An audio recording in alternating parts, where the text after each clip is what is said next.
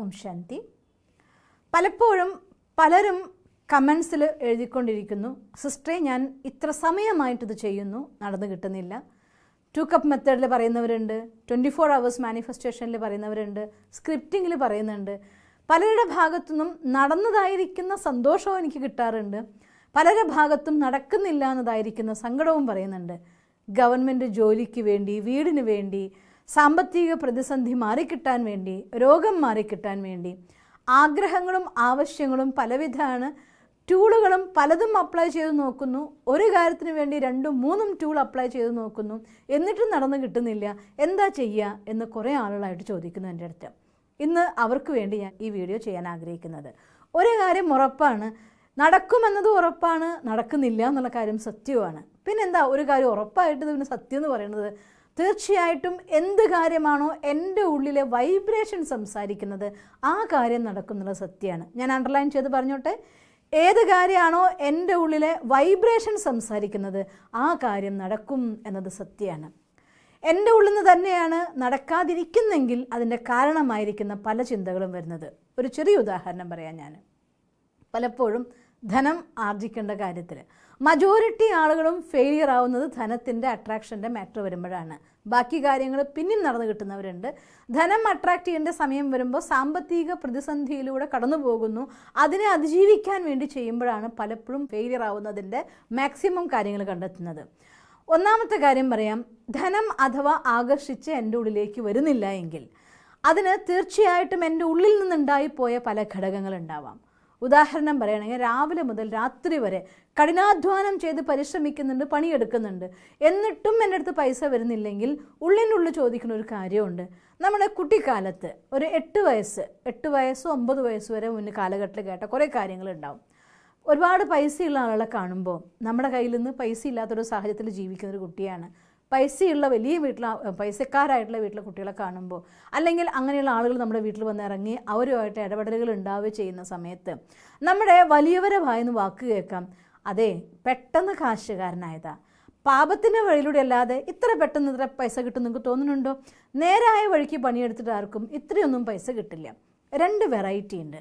ഒന്ന്, തൻ്റെ ബുദ്ധി ഉപയോഗിച്ചുകൊണ്ട് തൻ്റെ പ്ലാനിങ് ബുദ്ധിയിലൂടെ പൈസേനെ പല മൾട്ടിപ്പിളായിട്ട് ഇൻക്രീസ് ചെയ്യുന്ന ഒരുപാട് വഴികളുണ്ട്. അങ്ങനത്തെ വഴികളിലൂടെ പൈസ ഉണ്ടാക്കുന്ന ആളുകളും ഉണ്ടാവും. ഒന്ന്, ഇട്ട് കൊടുത്തു കഴിഞ്ഞാൽ അതിൽ നിന്ന് പല മടങ്ങ് ഡെവലപ്പ് ചെയ്യുന്ന ഒരുപാട് ഇൻഡസ്ട്രീസ് ഉണ്ട്. അതിനുവേണ്ടി അവർ കഷ്ടപ്പെട്ട് ഇൻവെസ്റ്റ് ചെയ്ത് ഡെവലപ്പ് ചെയ്തതായിരിക്കാം. ഒരു പക്ഷേ അവരുടെ ആദ്യ കാലഘട്ടത്തിൽ കഷ്ടപ്പെട്ട് ഡെവലപ്പ് ചെയ്ത ശേഷം അവർ ഹൈറ്റ്സിലെത്തിയ ശേഷം മാത്രമായിരിക്കും നമ്മൾ അറിയുന്നുണ്ടായിരിക്കുക അവരെ. ഇതൊന്നും ഫാക്ടേഴ്സ് ആരും ചിന്തിക്കാറില്ല. പൊതുവെ പൈസയുള്ള ഒരാളെ കാണുമ്പോൾ പറയുന്നൊരു ചൊല്ലുണ്ട്, അത് പാപത്തിൻ്റെ വഴിയിലൂടെ ഇല്ലാണ്ട് പൈസ ഉണ്ടാക്കാൻ പറ്റുമോ? ഒരു ദിവസം നമുക്ക് കാണാം, ഒരു ദിവസം മനസ്സിലാവും അവരെങ്ങനെ പെട്ടെന്ന് പണക്കാരനായത്. ഇങ്ങനെയുള്ള പല രീതിയിലുള്ളതായിട്ടുള്ള നെഗറ്റീവ് കമൻറ്റ്സ്, അതായത് പൈസ റിലേറ്റ് ചെയ്യുന്നത്, ധനത്തിന് റിലേറ്റ് ചെയ്യുന്നത് പാപവുമായിട്ട്, ധനം റിലേറ്റ് ചെയ്യുന്നത് കള്ളത്തരവുമായിട്ട്, ധനം റിലേറ്റ് ചെയ്യുന്ന അപമാനവുമായിട്ട്, ധനം റിലേറ്റ് ചെയ്യുന്ന അസന്തുഷ്ടിയായിട്ട്, ഇങ്ങനെ നമ്മുടെ ഉപബോധ മനസ്സിൻ്റെ ഉള്ളിൽ നമ്മൾ കുട്ടിക്കാലത്ത് കേൾക്കേ വായിക്കേ അറിയോ ചെയ്തതായിട്ടുള്ള കുറേ ഘടകങ്ങളുടെ ഫാക്ടേഴ്സുമായിട്ട് റിലേറ്റ് ചെയ്ത് ഉപബോധ മനസ്സിൻ്റെ ഉള്ളിൽ ധനം എന്ന് പറയുന്നത് പാപമാണ്, ധനം എന്ന് പറയുന്നത് അപമാനമാണ്, ധനം എന്ന് പറയുന്നത് സംബന്ധങ്ങൾ തകർക്കുന്നതാണ്, ഇങ്ങനെയുള്ളതായിരിക്കുന്ന കുറേ വിശ്വാസങ്ങൾ. അത് ഇപ്പോൾ അറിഞ്ഞുകൊണ്ട് ബോധ മനസ്സ് മാനിക്കാൻ തുടങ്ങിയ ധനം ആവശ്യമാണ്, അതെനിക്കും വന്നേ പറ്റൂ എന്ന് പറഞ്ഞ് പരിശ്രമിക്കുമ്പോഴും ഉപബോധ മനസ്സിനുള്ളിൽ കുട്ടിക്കാലം മുതൽ കേട്ട, വായിച്ച, അറിഞ്ഞ ഇങ്ങനെയുള്ള കുറേ ഫാക്ടേഴ്സ് അവിടെ നിൽക്കുന്നുണ്ടെങ്കിൽ ഉപബോധ മനസ്സ് പറയുന്നു പൈസ ഒരിക്കലും സുഖം തരില്ല എന്ന്, ബോധ മനസ്സ് പറയുന്നു പൈസ ഉണ്ടായേ പറ്റൂ നമുക്ക് സുഖം ഉണ്ടാവണം എന്നുണ്ടെങ്കിൽ.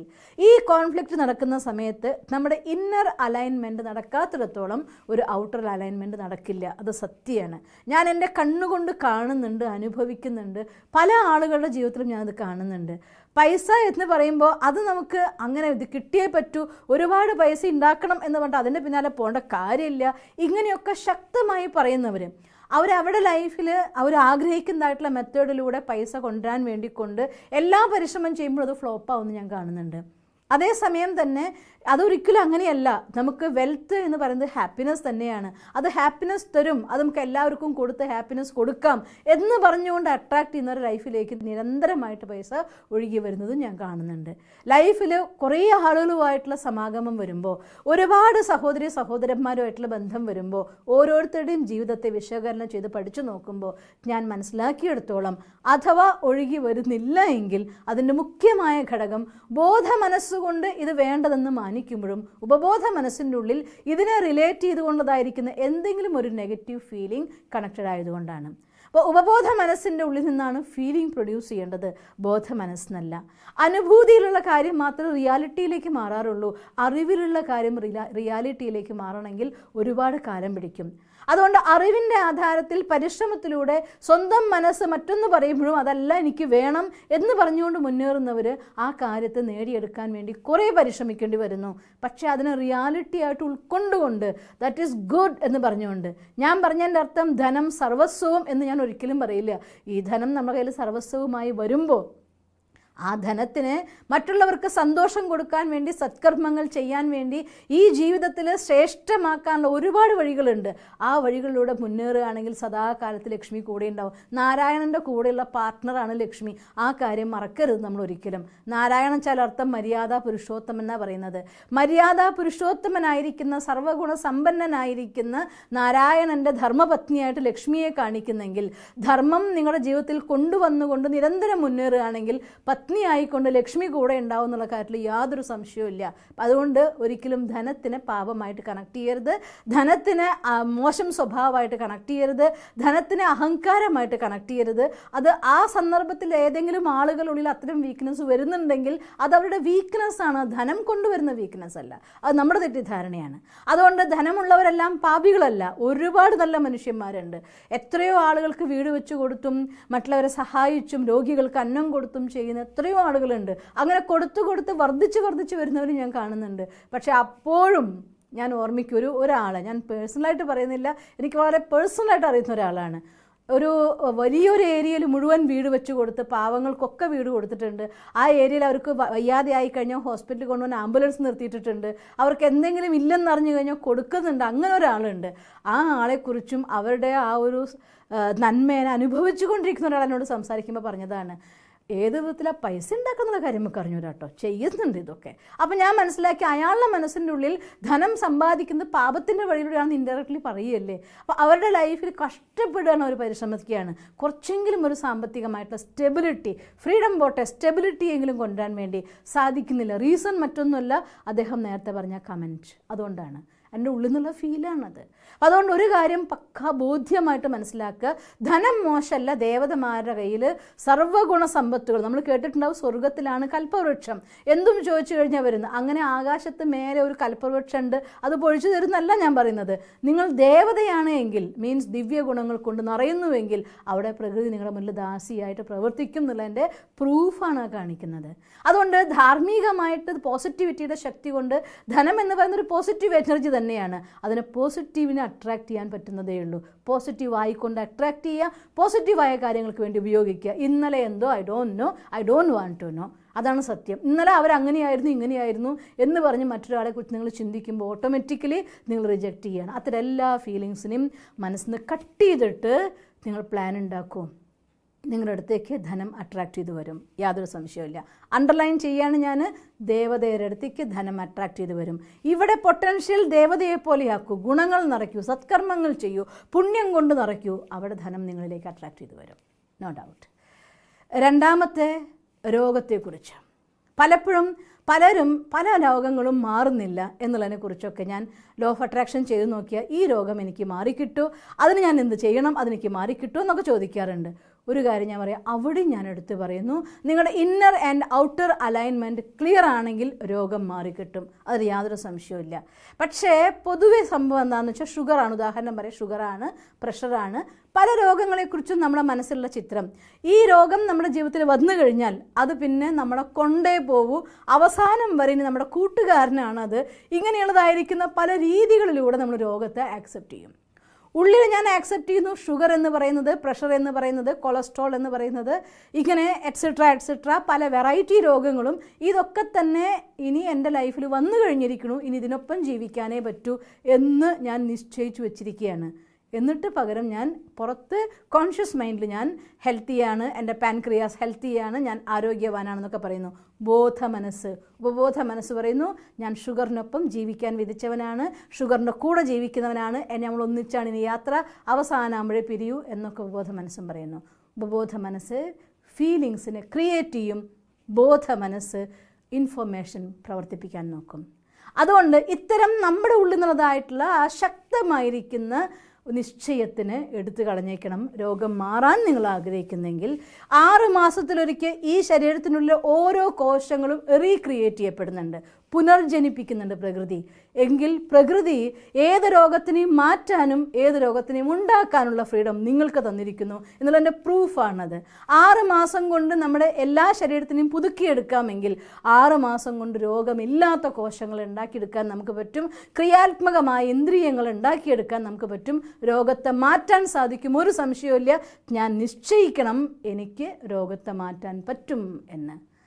അതുകൊണ്ട് ഉപബോധ മനസ്സുകളുടെ അലൈൻമെൻറ്റ്, ഇന്നർ ആൻഡ് ഔട്ടർ വേൾഡിലെ അലൈൻമെൻറ്റ് നിങ്ങൾക്കുണ്ടോ ആ കാര്യം നിങ്ങൾക്ക് സത്യമായിരിക്കും, അതിൽ യാതൊരു സംശയവുമില്ല.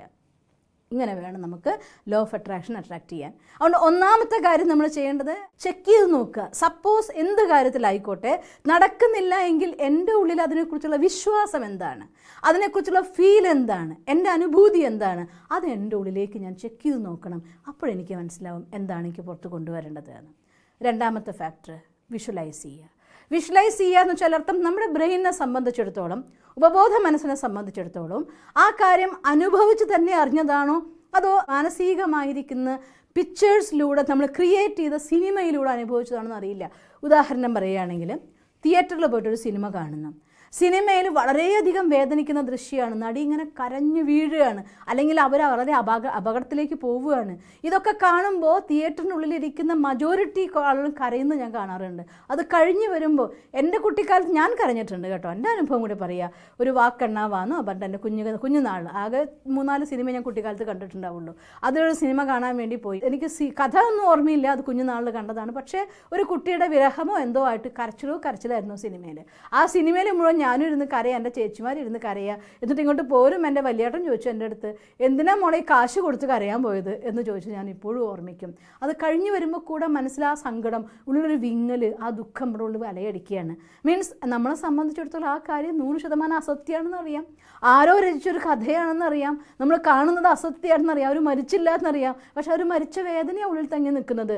മീൻസ് ആ സമയത്ത് നമ്മൾ കണ്ട ദൃശ്യത്തിലൂടെ നമ്മുടെ ബ്രെയിൻ വിചാരിക്കുന്നു, അല്ലെങ്കിൽ ഉപബോധ മനസ്സിലാക്കുന്നു ഇറ്റ് ഹാപ്പൻഡ്, ഇതെൻ്റെ ജീവിതത്തിൽ സംഭവിച്ചു എന്ന പോലെ അനുഭൂതിയാണ് തരുന്നത്. കണ്ട കാര്യം സിനിമ പോലെ ക്ലിയറായിട്ട് നിങ്ങൾക്ക് നിങ്ങളുടെ ലൈഫിലെ കാര്യങ്ങളെ കാണാൻ കഴിയുമെങ്കിൽ ഉപബോധ മനസ്സും നമ്മുടെ ബ്രെയിനും ഒരേപോലെ അത് സ്വീകരിച്ചിരിക്കും. യെസ് ഇറ്റ് ഹാപ്പൻഡ്, ഇതാണ് എൻ്റെ ലൈഫ് എന്നത് സ്വീകരിക്കും. അതങ്ങനെ സ്വീകരിച്ചു എന്ന് വെച്ചാൽ അർത്ഥം ഹൈലി പവർഫുള്ളായിരിക്കുന്ന എനർജി വൈബ്രേഷൻ പ്രൊഡ്യൂസ് ചെയ്യും. ആ വൈബ്രേഷൻസ് തീർച്ചയായിട്ടും വളരെ വേഗം അതിനെ നമ്മുടെ ലൈഫിൽ സത്യമാക്കി മാറ്റുകയും ചെയ്യും. അതിന് ഏറ്റവും പവർഫുള്ളായിട്ട് ക്ലിയർ വിഷ്വലൈസേഷൻ കാണാൻ പറ്റുന്ന സമയം ആൽഫ വേവിലാണ്. മീൻസ് മെഡിറ്റേഷൻ ചെയ്തിട്ട് ഉണർന്ന ഉടനെ കാണുക, അല്ലെങ്കിൽ ഉറങ്ങാൻ പോകും മുന്നേ കാണുക. ഇത് നമുക്കൊരു നല്ല 2 സമയങ്ങൾ. ഇതല്ലാതെ നമുക്ക് ക്രിയേറ്റ് ചെയ്യാൻ ഏറ്റവും നല്ലത് മെഡിറ്റേഷൻ്റെ ആൽഫ വേവ് ക്രിയേറ്റ് ചെയ്യുക.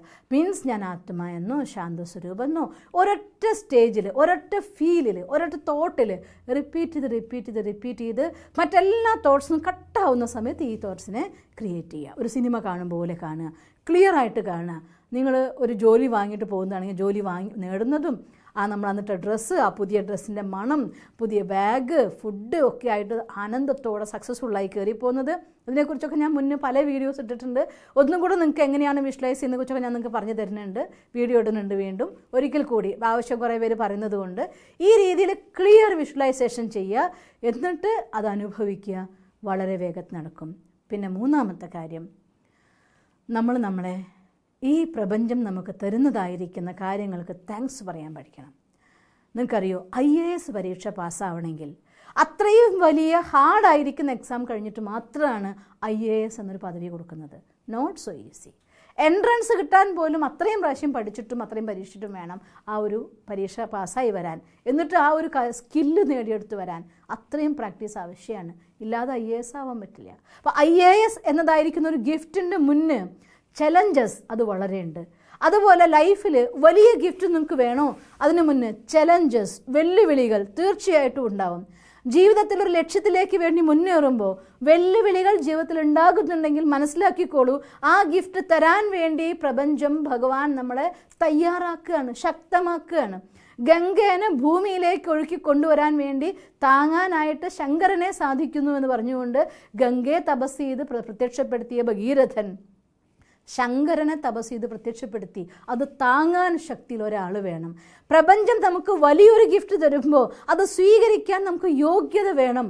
ആ യോഗ്യതയ്ക്ക് വേണ്ടി ഉണ്ടാവുന്ന ചലഞ്ചസ്, വെല്ലുവിളികൾ, പരീക്ഷകൾ, പരിതസ്ഥിതികൾ വരുന്ന സമയത്ത് മടുക്കാതെ, വിഷമിക്കാതെ, ശക്തമായിക്കൊണ്ട് റിയലൈസ് ചെയ്യൂ, ഇതാണ് ഗിഫ്റ്റ് വരാൻ പോകുന്നു എന്നുള്ള എൻ്റെ സൈൻ. ആ സൈനാണെന്ന് മനസ്സിലാക്കി സ്വീകരിക്കുമുണ്ടാകുന്ന ഹാപ്പിനെസ് അത് അൺലിമിറ്റഡ് ആണ്. Unlimited happiness, clear visualisation, inner and outer alignment, മൂന്നും ഒത്തുചേർന്നു വളരെ പെട്ടെന്ന് നിങ്ങളുടെ ഡ്രീം സക്സസ് ആവും. അത്തരത്തിൽ നിങ്ങളുടെ ലോ ഓഫ് അട്രാക്ഷൻ ഫാസ്റ്റസ്റ്റ് ആവാൻ നിങ്ങൾക്ക് സാധിക്കട്ടെ എന്ന് ഞാൻ ഈശ്വരനോട് പ്രാർത്ഥിക്കുന്നു. ഓം ശാന്തി.